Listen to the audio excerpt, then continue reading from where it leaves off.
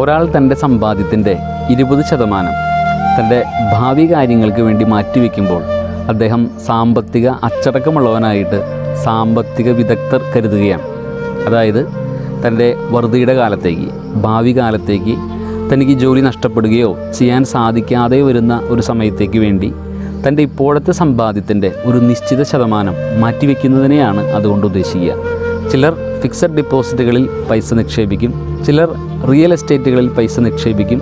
അതുപോലുള്ള മറ്റ് സാമ്പത്തിക രീതിയിൽ ഓരോരുത്തരും അവരുടെ ഭാവിയെ ഉറപ്പുള്ളതാക്കി മാറ്റുകയാണ്.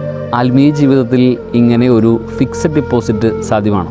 അവസാന വിധി സമയത്ത് കർത്താവ് തൻ്റെ ചുറ്റുമുള്ളവരോടും നോക്കിക്കൊണ്ട് ചോദിക്കുന്ന ഏതാനും ചോദ്യങ്ങൾ മത്തായി സുവിശേഷകൻ 25-ാം അധ്യായത്തിൽ പറയുന്നുണ്ട്. നീ ഭക്ഷണമില്ലാത്തവർക്ക് ഭക്ഷണം കൊടുത്തുവോ? ദാഹിക്കുന്നവർക്ക് വെള്ളം കൊടുത്തുവോ? പരദേശികളെ സ്വീകരിച്ചുവോ? കാരാഗൃഹവാസികളെ സന്ദർശിച്ചുവോ?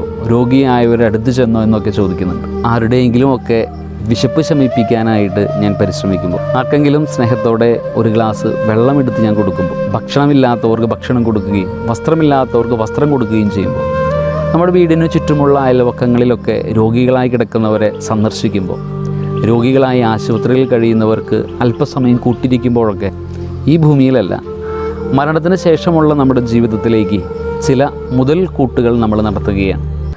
ഭൗതിക ജീവിതത്തിലെ ഫിക്സഡ് ഡിപ്പോസിറ്റുകളെക്കുറിച്ച് ഏറെ ആലോചിക്കുകയും ഒത്തിരി അധികമായിട്ട് തലപോകുകയും ചെയ്യുന്നവരാണ് നമ്മൾ. ആത്മീയ ജീവിതത്തെക്കുറിച്ച്, ഈ ലോകത്തിന് ശേഷമുള്ള ജീവിതത്തെക്കുറിച്ച് അല്പം കൂടി ഗൗരവമായിട്ട് ചിന്തിക്കാനും ചില ഫിക്സഡ് ഡിപ്പോസിറ്റുകൾ നടത്താനും നമുക്ക് സാധിക്കട്ടെ. മരിച്ച വിശ്വാസികളുടെ ആത്മാക്കൾ തമ്പുരാൻ്റെ മനോഗണത്താൽ മോക്ഷത്തിൽ ചേരുവാൻ ഇടയുണ്ടാകട്ടെ. നിത്യപിതാവേ, ഈശോ മിശിഹാ കർത്താവിൻ്റെ വിലതീരാത്ത തിരിച്ചോറിയെക്കുറിച്ച് അവരുടെ മേൽ കൃപയുണ്ടാകണമേ.